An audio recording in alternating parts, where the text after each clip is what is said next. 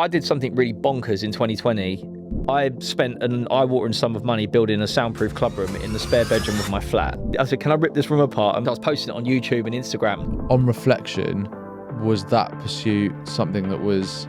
Which one was that for you then? I wanted it to become a career pursuit, and I think that's a mistake that some people could probably make is, you know, you're doing it thinking it's a career, or maybe you do it because it gets you out into the parties and you're like, yeah, I'm a DJ, but you DJ and then you go into the parties and you're just sniffing all weekend. It's like, okay, are you actually taking this seriously as a career? Yeah. But objectively, to actually just like calculate the ROI of it, how you balance the two, everyone's going to have their different...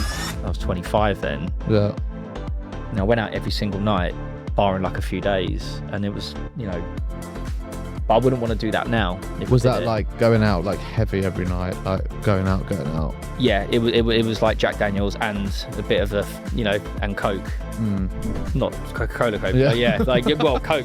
Yeah, it was that most nights. This is the thing about production that bothers me as well, is people who get into producing music, they stay up all night, like oh yeah, you know, team no sleep, and they post, and I'm like, there's nothing to brag about that. Like, getting no sleep is like the dumbest shit you can do. Yeah. In 2020, I was like dark and heavy on, you know, I was in a bad place, addiction, and, you know, I was doing a lot of, it was like every weekend there would have been an all-nighter at some point for like a good couple of few years. I still want to do all of this, but not at the expense of my health. And I think if it's going to cost me my health, and that's the paradox of electronic music and wanting to stay healthy, they do not really go hand in hand. If you really want to, they just don't. So how you juggle the two? It is quite hard when you see friends suffering, because like when it's like a true like addiction, you can't really say, like, even if you try to say something, they can kind of get defensive about it. Yeah. So do you think it is like a self-realization thing? Well, I mean, very generically speaking, no one can get over the problem. I'm an absolute nerd when it comes to like biohacking and self-development and self-care, sort of sleep structure and diet patterns and training regimes and that. I've always been like it. I had a full-on row with them and everything. And I think that's like where I struggle with the music thing as well, is I don't... Naughty Parrot Radio. Your community of authentic people sharing a genuine passion for music. Supporting fresh talent and up-and-coming artists. Connecting interesting people to a fresh community. Bring every part of you. Naughty Parrot Radio. Be bold. Dance free. Darren, tell us a bit about you, who you are, your artistry, your artist name. I'm Darren James. James is actually my middle name. But I thought it was quite handy that Darren James is DJ, so worked pretty well. And my surname's Matthew, so my actual initials are DJM, which is Pioneer Mixers. So I was like, it's kind of written for me, wasn't it? London-based. I've been doing this for over a decade now, but like most people, it starts as a bedroom hobby, doesn't it? I got into it in the sort of 2012 deep house explosion period, and then bought a controller. Was playing around in my room for a couple of years with it, doing some mixes, just literally for SoundCloud. So the 2012 deep house era, like, talk a little bit more about that. I think everyone's got their own ways of getting into it, haven't they? But I'm probably not alone in saying that period when everyone was just buzzing off of that deep house explosion, it's like the golden era, as they call it. Went to Ibiza that year. It was like my second time actually after I went in 2008, but I went to Ibiza in 2012, and it's just like the whole eye-opening trip where, you know, you just sort of see this culture emerging. You're like, oh, this is fucking amazing. Yeah. You know, having just been into like mainstream music up until that point, it was just a completely open new doors for me in terms of how I thought about music altogether, and started going out a lot more. I mean, it was a perfect time to be a 25-year-old man at that period, because everyone was going out. I mean, I don't know if you can say it on this, but like everyone was doing. You can say whatever you want. Everyone was taking MDMA at the time. It was like that has sort of was popular. Everyone was doing that. It was like another summer of love, wasn't it? It felt like everyone was just happy. Everyone was just being best friends, and it was just like a magical time to be part of it. But at this point, I was never thinking about going into the DJ side of it. So the following summer, I went and spent the summer doing just partying in Ibiza for 3 months. Yeah, didn't even work. And then that was what partying for 3 months. Yeah, because I went there in 2012. I was like, I need to spend more time out here. Yeah. You're going out there for like 5-6 days or something. You come back, you're crying your eyes out, like having the best time of your life. And I'm like, right, next summer I'm coming here. So I literally paused my business and shut it down. Yeah. Moved out of the place I was living, shoved all my stuff back in my parents' house at like 25 years old, and I just went out there with whatever money I had and just blew it over a 3-month period. Fair. Wow. And then I think I started to get the bug. got you. It got me. But you know what, right? I don't know how. There was a lot of people that were kind of overkilling it. And it's funny, we'll probably lean into some of the conversation today around how to balance it. Because even then, I still had a bit of an inkling as to how to not overcook it and overdo it and still kind of be able to go out every day. Yeah. So I've always had those kind of hacks for longevity. And then I started getting into the DJing side of it. I bought a controller and with no real intention to pursue anything.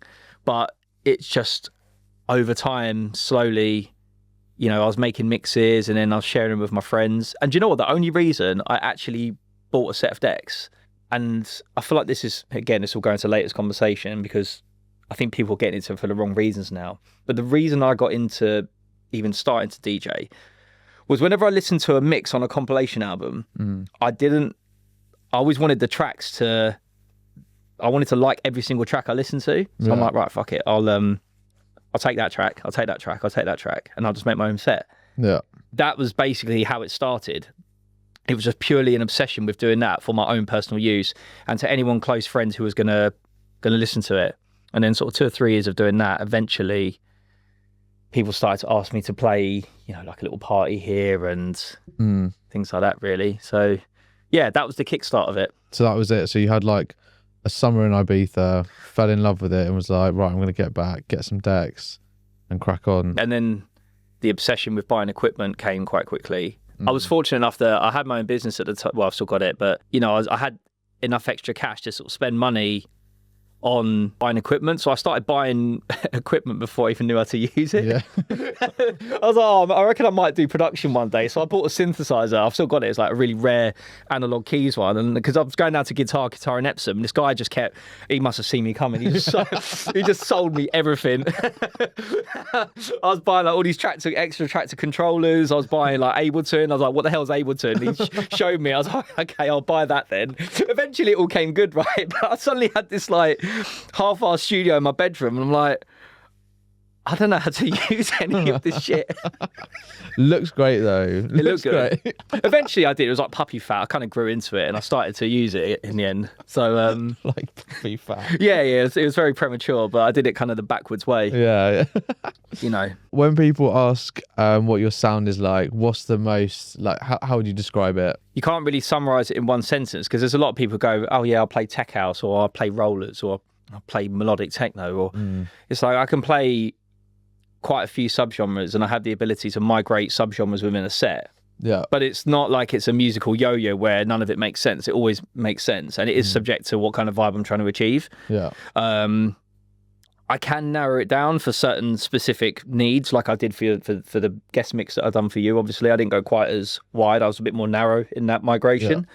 But I don't know. I like to just tell people I just play good electronic music. Yeah. When you really think about some of the best DJs, like the ones who are out and out DJs, I'm not talking like DJ producers, but the ones who are just constantly on the scene, they do a lot more DJing than production, like Marco Carola, Martinez brothers and that these are such seasoned, deep-rooted DJs. I don't really consider them techno DJs or this DJ. Because, you know, 1 minute they're playing something that's quite vocal and soulful, you know? They've got the ability to go really deep into and just pull out the right track at the right time. Yes, they're kind of centered around maybe tech house or techno or house.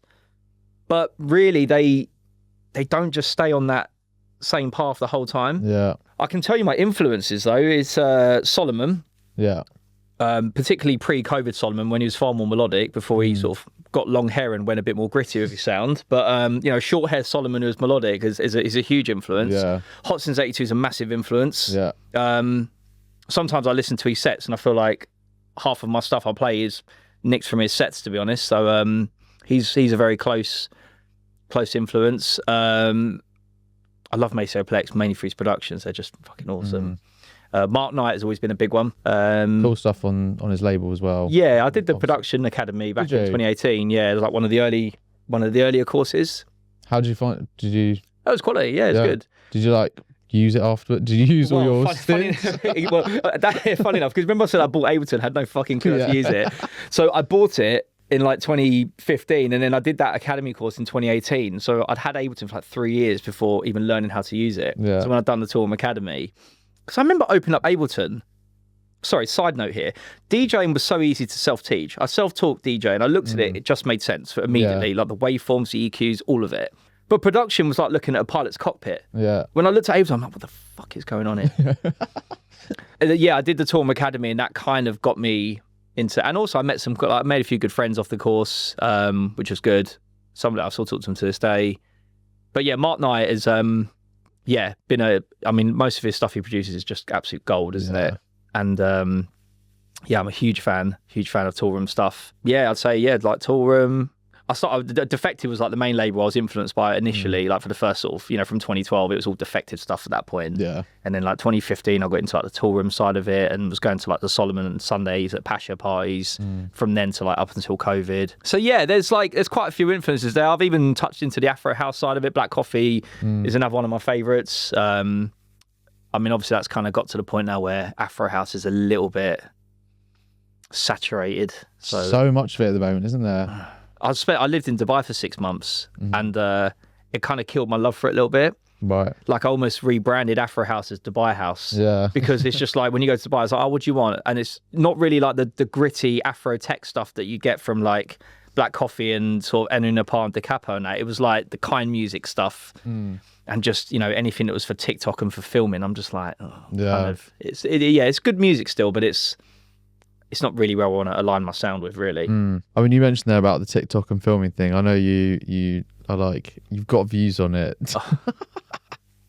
Might take up the whole podcast. Yeah, well, tell me a bit about it. Like, social media. This is quite a sweeping statement to make, but I don't believe social media is a net positive for the scene or the culture at all. And what I mean by that is there's obviously been good things about social media. I've connected with certain people through it. And then, friends I've still got to this day from social media. But I think what it's given with one hand is taken back tenfold with the other. The scene thrived before social media. So there's, we don't need to, I almost feel like the whole culture needs to collectively just dial back the reliance on social media to like 20 or 30% of what it currently is. Then it would be like a nice balance between what we benefit from with social media versus how it's just completely fucked up everything about the scene. I think I could take this further and say it's completely manipulated sort of human behavior and the way we think and about how we produce content. All these videos you see people doing where they stand in front of a camera and they're going to put the text and they go, when the text pops up. Yeah. If you just think about this stuff, like humans wouldn't really behave like this. Yeah. If they wouldn't really behave like that if it wasn't for social media's the perception of how the algorithm's going to push their content. Yeah.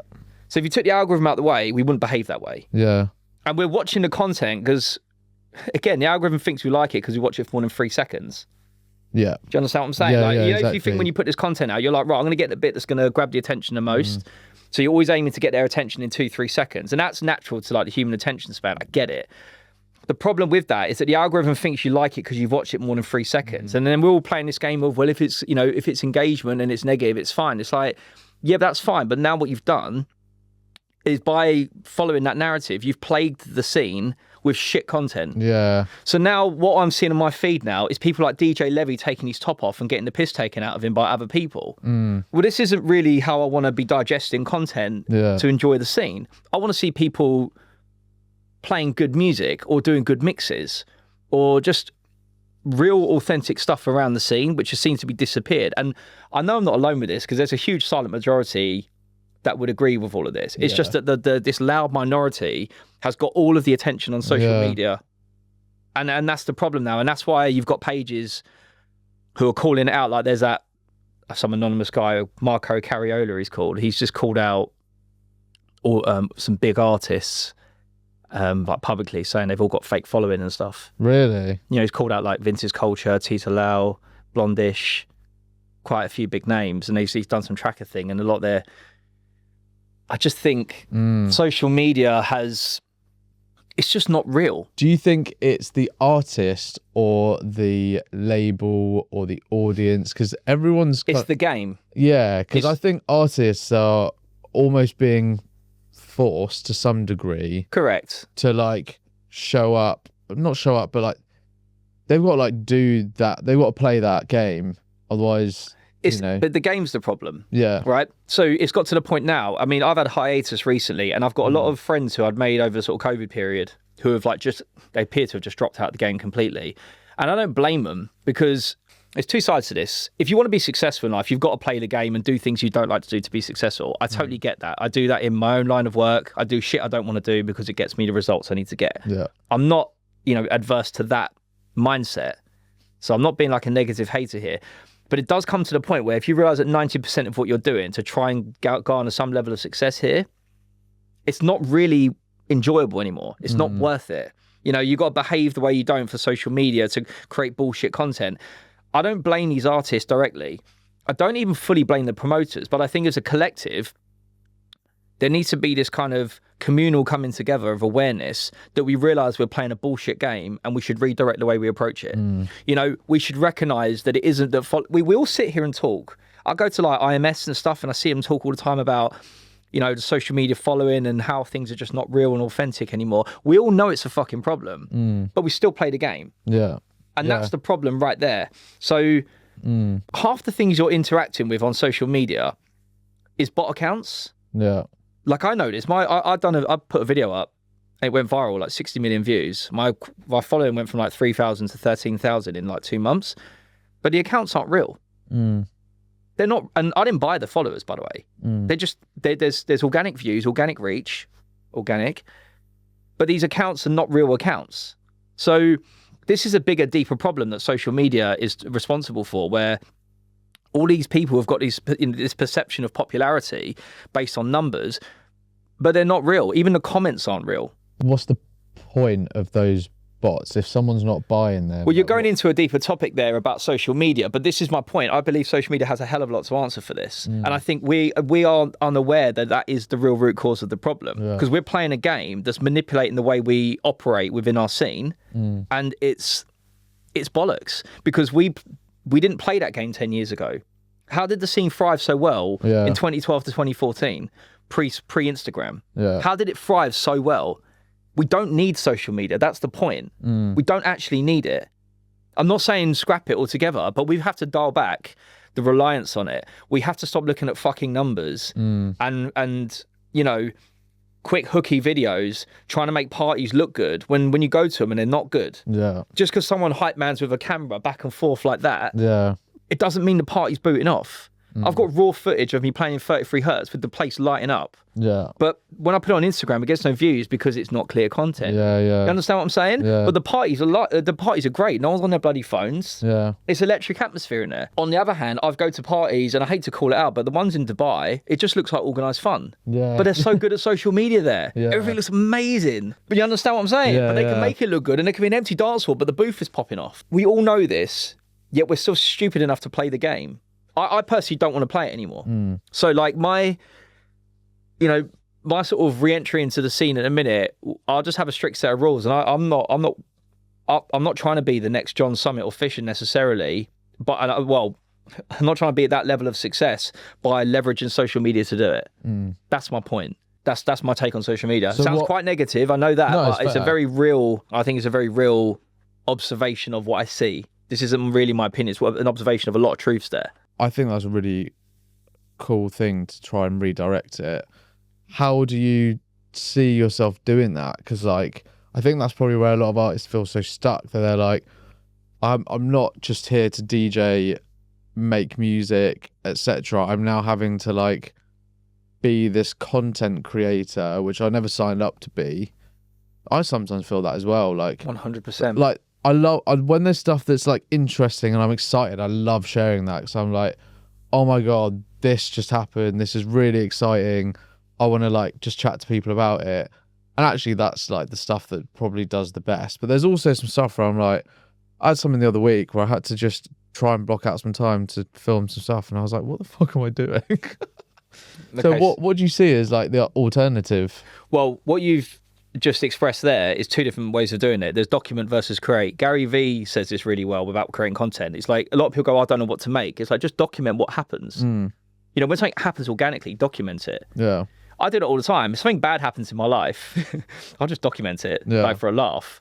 So I don't have to sit there and go, oh, I need to make content. Yeah. So if I do when I was doing live streams quite a lot, that is essentially footage that I can then just strip down, edit and post. Yeah. I don't mind doing that. Yeah. It doesn't get a lot of views comparatively to some sort of whatever else, but it's, I don't want to sit there and think about, oh, let me make this real cool marketing video to get people to come to my party, and leave that to people who do it for a living, marketing it. But for a lot of people who just generally have a love for the scene, being forced to do that, what it's done, I don't really have the answer to this, but this is what it has done.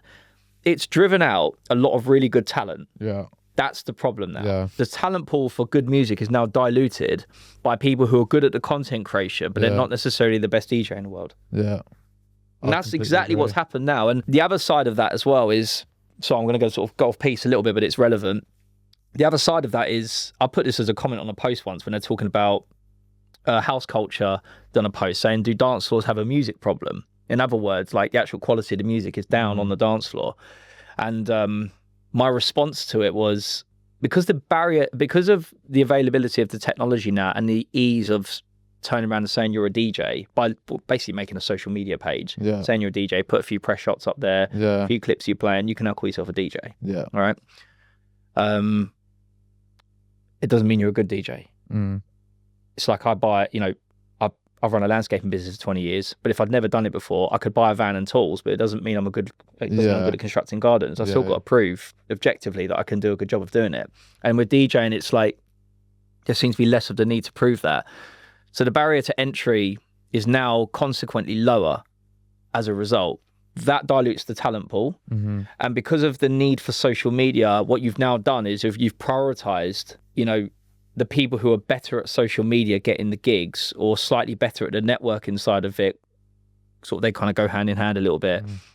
And then the people, I know some people who are really good DJs, amazing producers, and I've just seen them drop out because they don't want to be part of that. And this is a problem, because now what's happening, you're getting people who are capable of producing quality, they disappear, and you get the people who stay who are in it for the wrong reasons.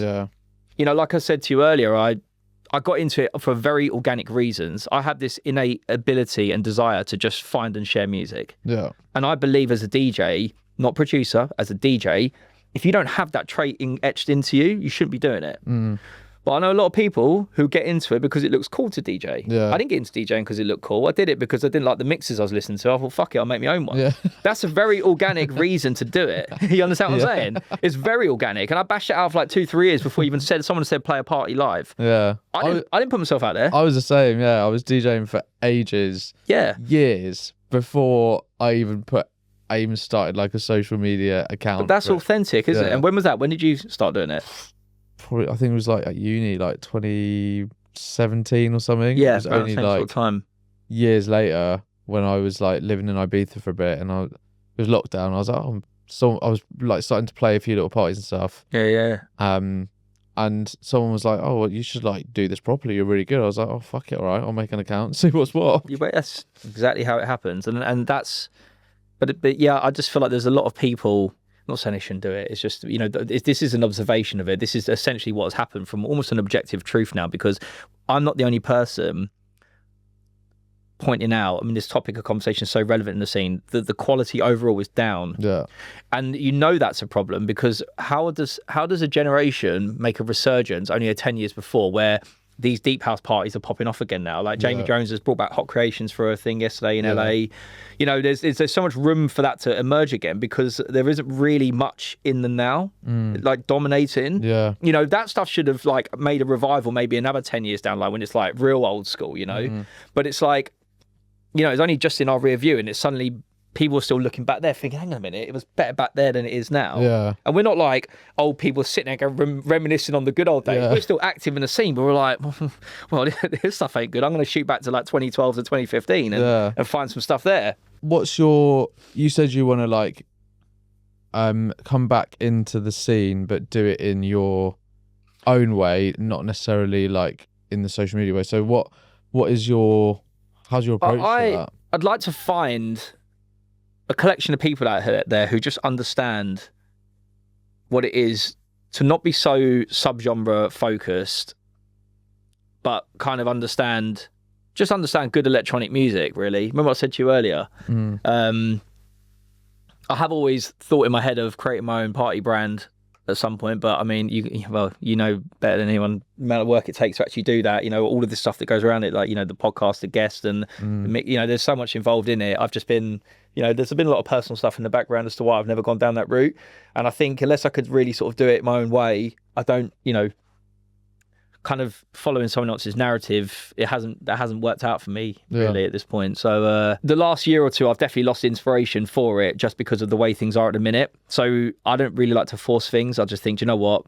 There's personal stuff in the background. I've just sat it out for a little bit, and, you know, I'll wait for the right opportunities to kind of present themselves, and then I'll sort of see where my path takes me. Yeah. But I'm not willing to kind of sell out for, like, you know, I want to do it in a way that I enjoy. I would much rather not get paid for it and play the gigs I want to play than do a career out of it properly that's paid, but I'm like, my soul's ripped out. Yeah. You know, that's where I'm at. And I think to that point, and people who are, you know, prospective artists who are trying to get into this or emerge, I think you need to be really self-aware and real with yourself as to what you want out of it.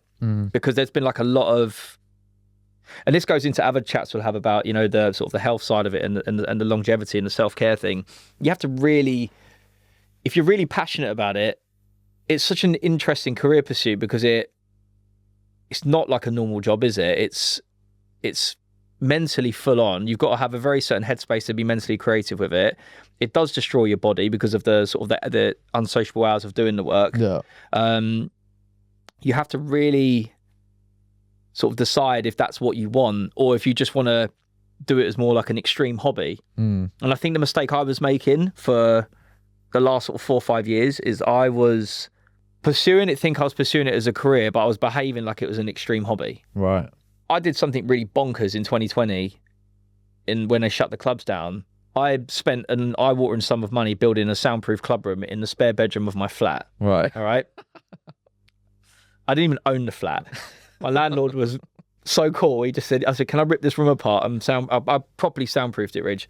Like the walls, then I treated it with all GI panels, put a club system in there, V10 and 3000s as they came out, put lighting and a smoke machine in there. This was over lockdown? This was over lockdown. It was a 12 capacity club. So I branded it the world's smallest club, right?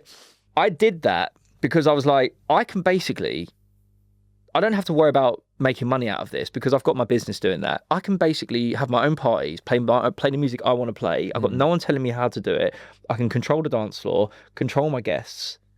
Like, I could basically satisfy every need I had out of the passion without... But then in my head, I was like, oh, well, this is how I'm going to get, you know, recognized. And, you know, maybe this will lead into bigger gigs and bookings. And, you know, this will be because it's like... Because obviously I was posting it on YouTube and Instagram and stuff. I'm thinking this would be good coverage and exposure at the same time. That never materialized.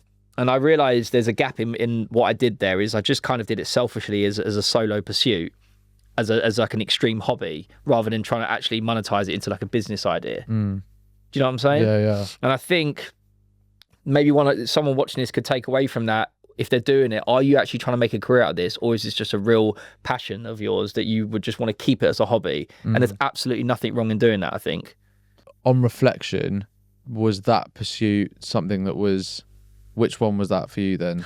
I wanted it to become a career pursuit, but objectively, the truth is it was, you know, it didn't make any money, right? You know, I spent a fortune doing it. Yeah. It was just like... It was like a playground for me, really, wasn't it? Yeah. You know, it was just like throw money at it and have fun with it. You know, that's no different to, you know, if you've got like a passion for cars and you go track racing at the weekend or something, you know, or if you're into fishing or golf and you spend loads of money on clubs. Like, it was basically an expensive hobby that I was masquerading it as a career pursuit. And I think that's a mistake that some people could probably make is, you know, you're doing it thinking it's a career, or maybe you do it because it gets you out into the parties and you're like, yeah, I'm a DJ, but you DJ and then you go into the parties and you're just sniffing all weekend. It's like, okay, are you actually taking this seriously as a career? Are you saying you're a DJ from a career standpoint, or is it an extreme hobby? Yeah. And with that, just on that, club that you built. So like how I miss that room so much, man. tell me about the room. Like how did you I'm trying did to it come visualize about? this thing. Like How did it come about? They shut the clubs down, and I had a 2-bedroom flat, and I had a spare bedroom, and I had my music stuff in there. So remember I said to you, I bought loads of equipment previously that I weren't using. So I kind of had it sort of the desk in there and whatever else. But it was not like a finished off room. It was quite blank and it had no character. And I'm like, I'd like to get this room treated because the Toolroom Academy taught me about how you should treat your room and everything. So I was like, I want them. And I wrote down a list of everything I wanted before all of this kicked off. And I'm like, God, all this equipment I need is like a lot of money. I won't say it on here, but I found a way to get the money. So in the space ominous. So in the space of a day, I ordered everything. This is like mid-lockdown. I ordered everything. I'm talking turntables, monitor screen, focal monitors, GIK panels, like all custom treated for the room. I've researched how to. I went absolutely fucking ham on this. But here's the kicker, right? So I built it once, but before I soundproofed it. So I built the room. It looked fucking awesome. Used it for about 6 months, doing live streams and that. Realised I'm in a top floor of a flat, building of flats. And these are like 1950s builds with no real... The sound is travelling through the fucking building. Yeah. So I'm like, I need to soundproof this room. So now I'm like, right, now this is more money. So I contacted my landlord. I was like, would you mind if I gutted this room and did it? And he's like, yeah, fine. So I gutted this. So I built it twice. Yeah. So now I've gutted the whole thing, soundproofed the walls and floor and built it again. There's actually like a 15-minute video of giving a tour about all of this on my Instagram, actually. I actually like got some mate round for camera and just filmed it and done a proper production on like this. But yeah, so then I built it again and I had it for like 2 or 3 years. I must have done about 100 live streams with it. Really? I used to have like people around for parties and that. And I do you know what? It was just... Did it like pop off a bit then, like on socials and all of that? Kind of. Not as much as I feel like... I don't think it got the real credit it deserves. But like if you went in that room, Bridge, it was like I've been in other studios now. I've rented studios. I'm going to say this bluntly, arrogantly. I've not been into a studio that's even close to that one. It was like... Because I put so much passion and everything into it. Like I kept tweaking it. Like the lighting system, I put a smoke machine in there. It sounded unbelievable. I mean, the sound was just perfect because nothing got out and it was treated all, properly done. Yeah. The speakers, it was perfect. It was literally the perfect room. And I got good use out of it. And but I don't have it anymore. I don't live there anymore, sadly. So that must have been quite emotional leaving that place. Yeah, It would have been gutted. Yeah, well, you put that much like time into. I did. Yeah, it was a sad day taking it all apart again. And I kind of pine for the room now. And now I'm like going to studios and paying to hire a studio. And I go into it, I'm like, this isn't as good as the one I had. Yeah. Fuck's sake. Do you still have the stuff for it, or is it like in a lockup, or like what? Some of it's in a lockup in Australia because I was like in the process of moving there and that hasn't quite worked out yet. But it's kind of scattered at the minute. Worked out yet? You might go. Long story. Oh, too long for this. Too long for this, right? Far too long. That's another podcast in itself. Canon event. That studio was like, it was like my prized possession of a room. It was just really cool. It was just like like as a kid, I always wanted to have like a space to just enjoy my music. Even this is before becoming a DJ. Just wanted to be able to shut the door and have the perfect sounding room, and then I finally got it. So it was more of that really. That's what drove doing it. Again, just a pure passion project, really. Yeah. Not really like for any sort of, people are like, why don't you rent the studio out? I'm like, why the fuck do I want people in here like ruining it? So that's charging them like 20 quid for an hour. Like, no thanks. Like, this is come around on an invite only basis. Yeah. Probably it must have had some really good parties there though, like, especially. Yeah, it was really hot though. The only Achilles heel of it is it needed air conditioning and I couldn't get it in there, so it was a sweatbox. Yeah. And then like you get some guys taking a shirt off on a camera. I'm like, this doesn't look right. Like, not on the stream. Come on. Like, it's just like me dripping in sweat on stream.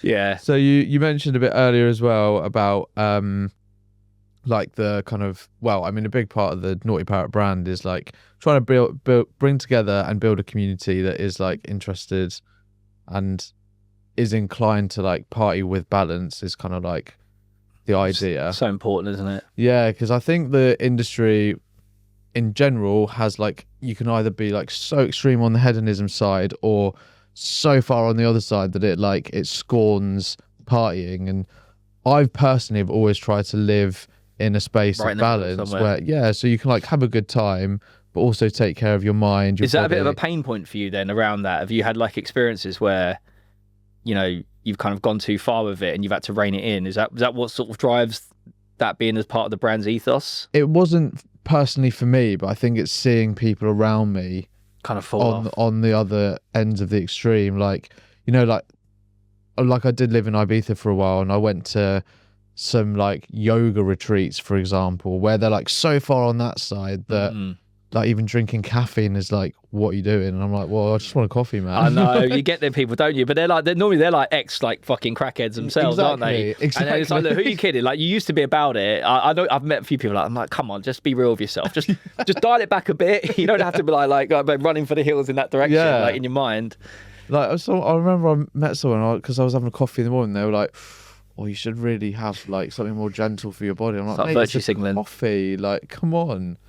But then you've got the other end. Did you live in there through the winter period as well? Yeah. What's it like in the winter? It's really nice. Like, I really like it. Yeah. And I was there over lockdown, so it was a different vibe. God, yeah. But it was quite a nice vibe. Like, it was quieter. You get to see the island for what it is. It's like nature. I mean, as soon as you say to someone, "Oh, I live in Ibiza," they immediately imagine, "Oh, you're out partying all the time." I mean, the clubs were closed, so I wasn't really partying. Yeah. And it was like nice to see it in that way. But that was also where I did like a couple of these retreats, and I enjoyed them, like I do, and I like connecting to that side. I have got like a nice side of. I like connecting to like spirituality and stuff to some extent.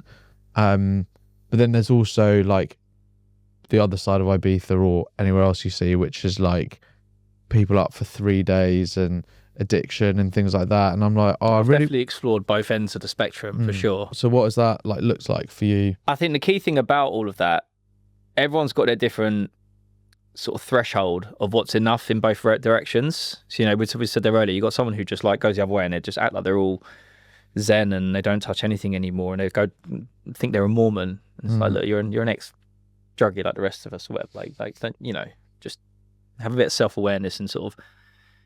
I've battled with this for years. This is like a very important topic anyway, around.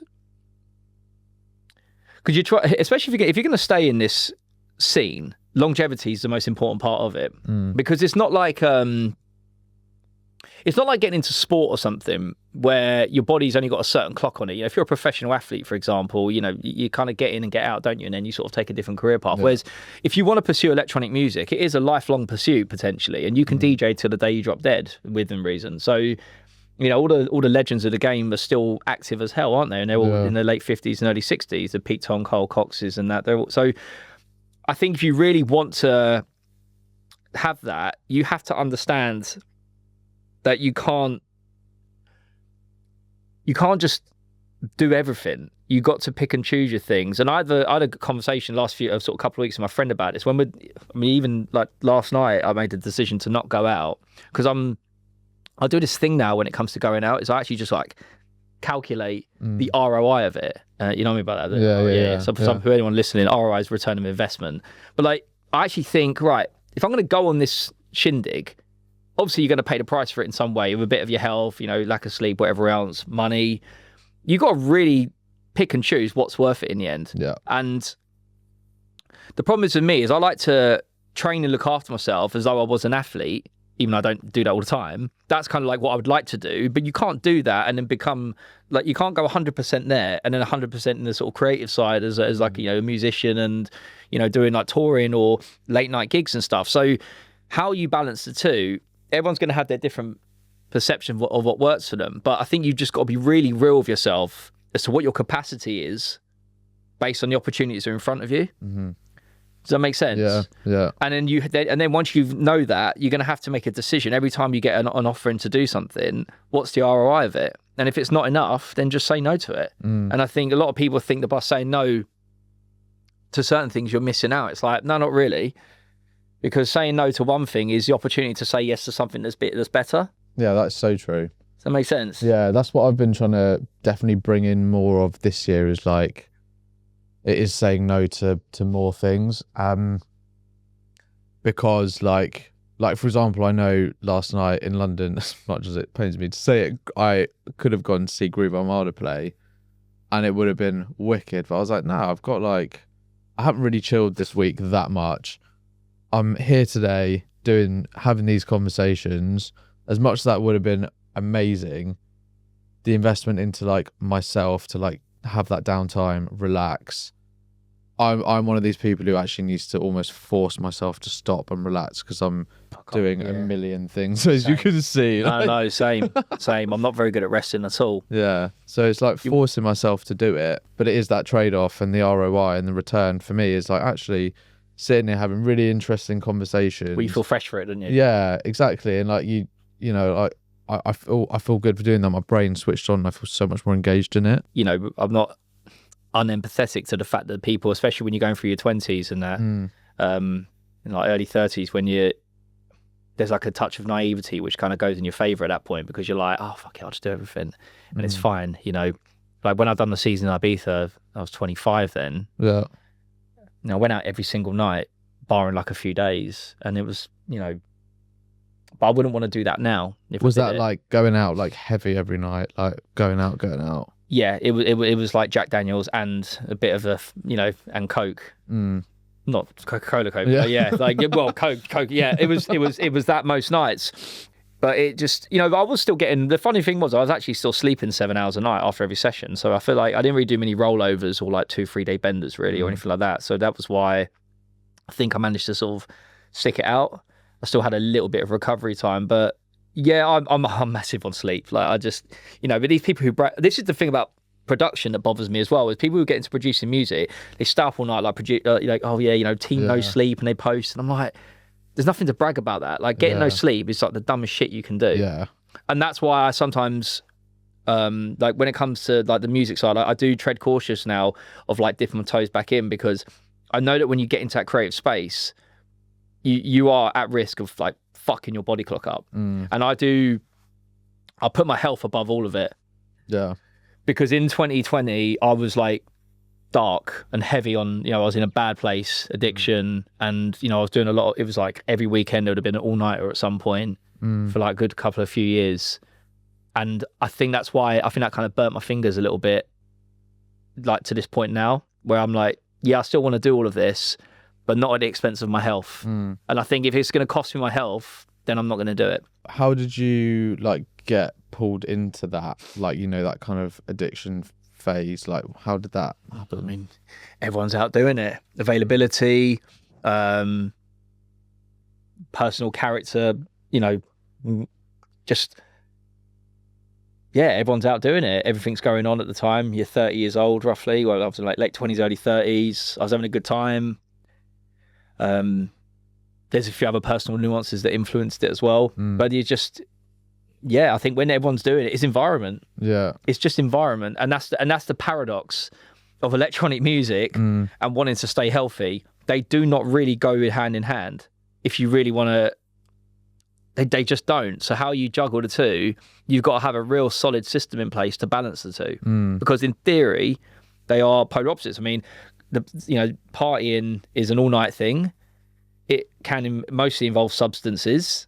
You don't have to, but let's face it, most people are having a good time on the substances. You know, the whole scene is built on the foundations of ecstasy. Let's just call a spade a spade. I'm not saying it has to be that, but that's where it came from. So you've got this passion for the scene, but you want to then look after yourself, and you're like, no, you can't do both at the same time. And how did you like navigate out of that like addictive space? I eventually just want, you know, I value my health too much, and I realised I was just destroying it. Was it a self-realisation, or was it? Of course, yeah. I mean, yeah, I'm a very self-aware person, and I just realised eventually. Like, I've always been into my training from a teenager, so it's always been like training and looking after myself has been etched into my identity even before I started DJing. Yeah.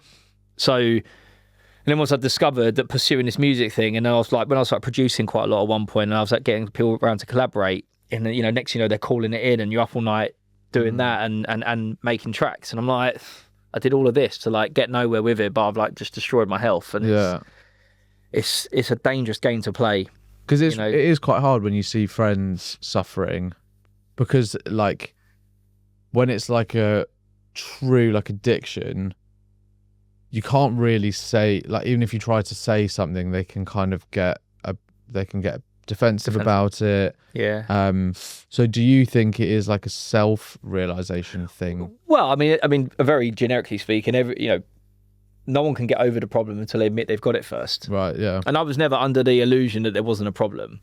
I knew there was a problem, but I was just deep into this lifestyle. And because I was so hell-bent on, there was a period where I was like, I want to be a DJ. I do not want to be a landscaper anymore. Right. And I was convinced that the problem in my life was the fact that I was building gardens for a living, which, by the way, was the dumbest shit ever, because the reason I even had that studio and had all this equipment to play with and had the ability to go to Ibiza for X amount of times a year and enjoy this scene was the money that came from the landscaping business. Yeah. So it's like, I kind of bit my own hand that fed me.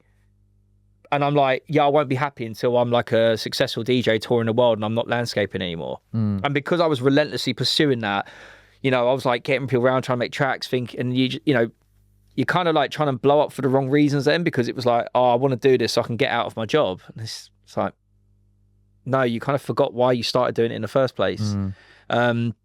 But then, then that was all intertwined with the addiction. But then the addiction is kind of running away from the real problem, is that I'm sort of, it's just a complete mess, basically, when you think about it. You just got to pull yourself out of it. Stop doing it for a bit and really reanalyze like what's going on there and it's a long journey. Like if you go down that route, it can take a few years to get down to the bottom of it, and then take a few years to get back out again. And I'd say that journey for me lasted from like 2018 to probably like 2022.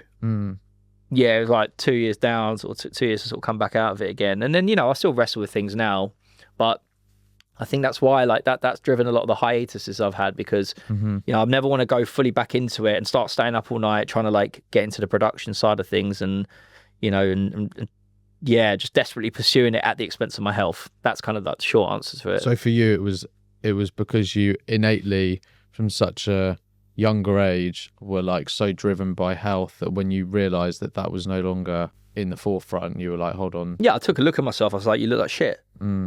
It's and friends reminded me of that, because they're like, Darren, like everyone's always known you for being in like really good shape and you don't kind of look as like you used to. I'm like, yeah, you're right. And like, I know that could be quite a vain approach to it, but it's not really about that. That's just an external reflection of what's truly going on inside anyway, right? Yeah. And the lack of sleep, I mean, it would have just tanked my testosterone levels, which then led to other bad decision making and bad behaviors, because you just, it goes into a whole other topic, right? But my testosterone must have been on the floor as a result of it. I even looked at my face and just looked at how like unhealthy I looked at sort of those periods. I just don't want to ever go back there again. So it's like, music's a passion, but like the health and self-care side of it, especially like men's self-care, that's like right at the top of the priority. The music is like close second. Yeah. If I can't achieve the health, then the music is going to just have to wait. Yeah. And I think that's the decision that I've like reconciled with myself now.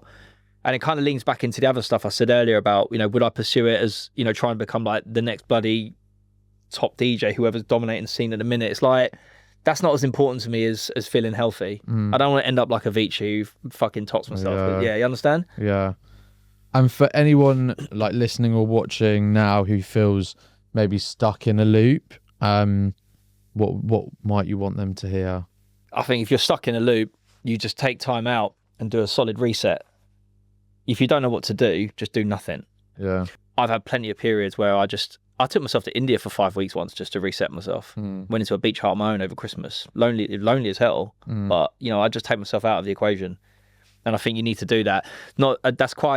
I do recognise that some people, they can't do that if they've got children or like other commitments. But if you can find a period to be really selfish and just take back for you, just pull yourself out of it. The game will continue. The game will go on. It'll always be there to come back to. You don't have to sort of always be in it. If you think you're knee deep in it, just yank yourself out for a period of time, do some serious reflection, and kind of again calculate the ROI of what you're doing and what it's giving back to you. I think that's the only thing you can do. And I say that quite generically because I can't tell every person, there's no one size fits all for this. Like when it comes to self-care, everyone has got a very different perception of it. Mine is like, yeah, I'm into my training and this, that, and the other. And some people have a different style of training. Some people have different diet approaches. Some people can party a bit and it doesn't affect them as bad. Some people can't even look at a drink without causing a problem. Yeah. So everyone's got their, you understand? Yeah. So yeah, that's kind of the takeaway. Just pull yourself out of it and be present and just reanalyze where you're at. And then you spoke a bit about like the raver paradox as well, like that I thought that was an interesting thing. Like, how did that tension show up for you, and how do you like now also try to navigate that? Is that through that prioritization thing that you mentioned of kind of going, this is health is one, music's two? Like, how do you navigate the paradox? Certainly now, yeah. You know, there was a period where like life was good, you know, especially sort of mid-20s when I got into the scene and that. Somehow I managed to just go out twice a week. All my friends were doing it. The energy was there. The vibe was right. You know, the hangovers didn't really feel like they were worth being bothered about because I could still go gym 5 times a week in a week. And I would still, you know, I'd still be making the money I was, you know, looking to make, and life was good, right? But that's obviously at a time when, you know, everyone's kind of doing the same thing. You know, you're not really, the responsibilities are a little bit less. I mean, I don't have children, but, you know, my friends have all got that. So it does adjust the sort of dynamic. But I don't know, it just got to a point. I think once I'd overcooked it and got into like the addiction problem and was just hammering it way too much. You know, a night out used to be in my mid-20s, I'll be home at 3 a.m. Yeah. And then there was a certain shift where every night out became an all-nighter. And I'm like, where the fuck did that change? Yeah. Because everyone was out fucking sniffing. Yeah. And I'm like, and I think that's when it was like, once I got over the worst of that, I was like, right, you need to pick and choose. And also, I just think most generic parties locally at home or whatever are just crap anyway. If I'm going to go and get twisted up, go to Ibiza for a weekend, blow the pipes out, come back and then have like 2 months off. So I'd rather kind of like batch it up a little bit. You know, if I'm going to get absolutely annihilated, go there for 4 or 5 days, do it properly, then don't touch it for 2 months. I'd rather do that than be out every weekend, having like a 6 out of 10 night, and then just be like, oh, that wasn't worth it. Now I feel crap till Wednesday. With navigating it now, is that your kind of response to it? Is that how you would navigate now? Is like, but by literally just deciding if the night I'm going to go on. So it's the ROI. It's the ROI thing. That's how. And to sort of unpack that further, I almost put myself in the position of what I'll feel like in like 2 days' time. Because you know what it's like. We've all done this. You go out and you know you shouldn't have gone out, and you've got something important to do. Could be like this, right? And let's say let's just do a sliding doors moment. Let's say you went out last night to Groove Armada, and you're here today, and you're having this conversation with me, but you're not fully present. So you're not asking the sharpest of questions, all right? And you know, and then you go home and you're like, right, I really fucked up them podcasts. I had like 3 guests in. It's all dragged, whatever, and I've not. If you was calculating that before you went to the Groove Armada, you'd probably make the decision to not go anyway based on that. If you're like, I mean, obviously you made the clear decision not to regardless, but if you're one of them people who's probably quite low on willpower, you almost need to like front load the pain of what it would be if you made the incorrect decision. Right, yeah. That's what I'm trying to say. It's like, you know, do that thing where you're kicking yourself on the Tuesday, like, what the fuck did I go out for the other night? I'm 300 pound down, I feel like crap, I've had 2 nights of bad sleep, my training's off. Yeah. If you could feel that pain up front, you might go, this ain't worth it. Yeah. Take some melatonin and go to bed at 9 o'clock. I did that last night. I left the studio at 10 and my mate was trying to get me to a party in Sutton. And I've got these like melatonin and other pills that I take to sort of get me out nicely. And as soon as I took them, I was like, if I take these pills, I'm not going out. So I went, well, I'm not. I was like, right. Decision made. That's the decision. I was like, I phoned my mate. I said, mate, I ain't going nowhere. I'm just taking my nut shreds. And he was like, fair play. I was like, fuck it. Yeah, you just got to develop your own hacks, haven't you? And then if they work for you, they work, right? So. How long did it take you to work out your hacks? Oh, I'm always optimizing. Yeah. Does that come from a health drive? Yeah, I'm an absolute nerd when it comes to like biohacking and self-development and self-care. It's just like, I could do podcasts just on that alone. Yeah. I'm always tweaking. I'm always just like keeping a lookout for things that work better in terms of like, you know, sort of sleep structure and diet patterns and training regimes and that. I've always been like it. So that's not really like an absolute thing. It's just I'll always be on that. Longevity is massive for me. I don't, you know, I want to sort of feel like I'm 22 at 50. Yeah. You know, You know, like now I'm 38 and my body feels like I'm 22 years old. Like I don't You know. also don't look 38. No, I'm aware of that. Yeah, I got ID'd for some caffeine in Sainsbury's a little while ago. I had a full-on row with them and everything. I was That's a great thing. Like, it's obviously well, I was like, you're not alluding to the fact I might be 15 years old here. It's like, I'm going to draw the line a little bit. Yeah. But yeah, I'm big on longevity, not from like a aesthetic and like vain perspective, but just feeling good. I want to be able to get in and out of a car without having to like, you know, hold onto the roof because my body's stiff as anything. Yeah. And it's just like basic day-to-day tasks. I really value that stuff. And I think that's like where I struggle with the music thing as well, is I don't, you know, I love it, but it's like I want it in a controlled way, and I've kind of had to reconcile that might hinder me being like the top successful artist, you know, or whatever. So it's just But this brand is like, it's all about that, isn't it? It's balancing the two, and there's a very different, you know, it's almost a niche in itself, really. It's a very hard balance to strike. I wrestle with it weekly. With like, I know this is slightly off topic, but I do find it really interesting. Like you mentioned the longevity thing.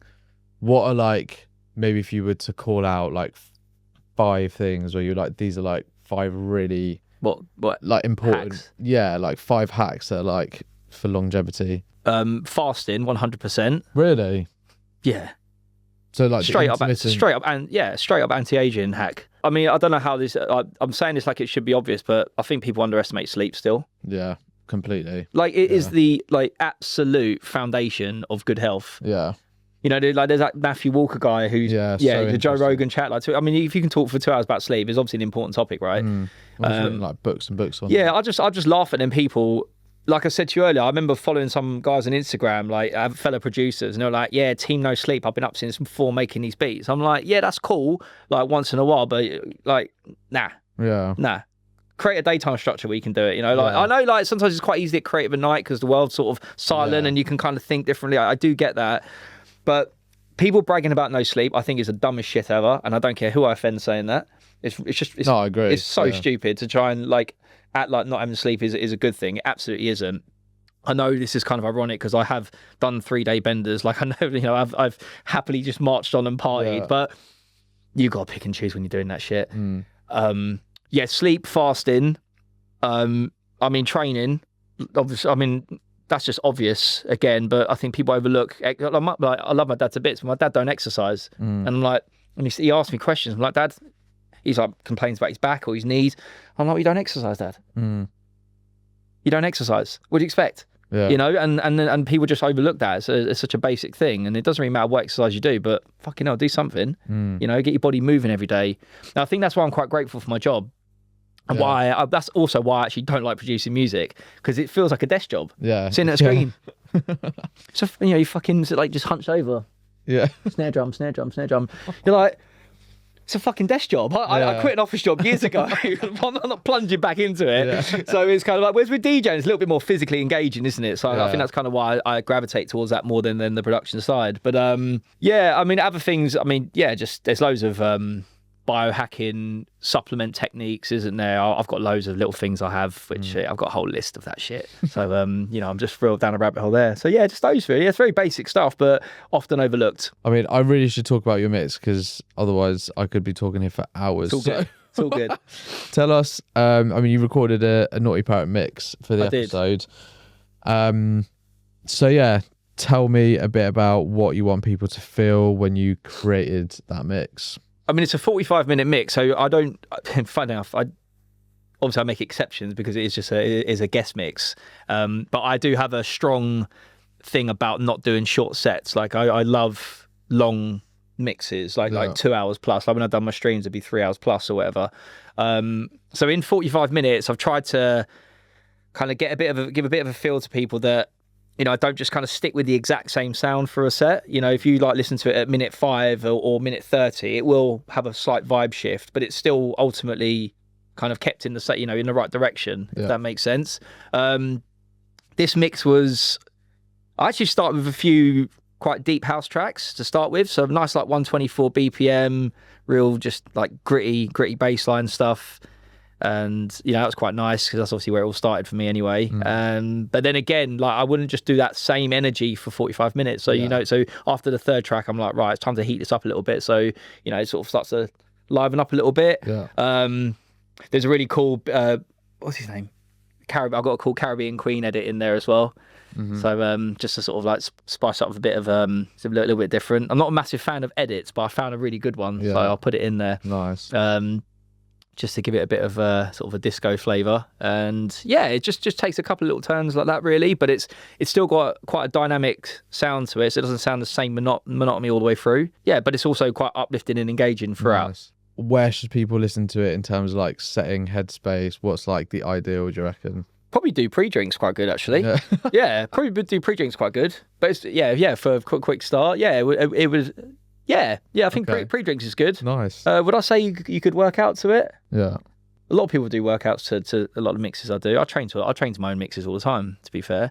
So pre-drinks or working out? But do you try and work out? If you don't like it, I apologise. But yeah, but yeah, pre-drinks definitely. Nice. Okay. And then big part of the brand as well is also supporting up and coming and emerging artists. Yes. Not just through like bringing them here to talk about their journeys and just all of that kind of stuff, but also spotlighting and bringing them through in their mixes. So yeah, who are you spotlighting for yours? I'd say he's up and coming, but he's probably a little bit further on than that at the minute, because he's been getting support. He's done a collaboration with Hot Since 82, and he's been supported by him quite a lot. But it's got Us Too.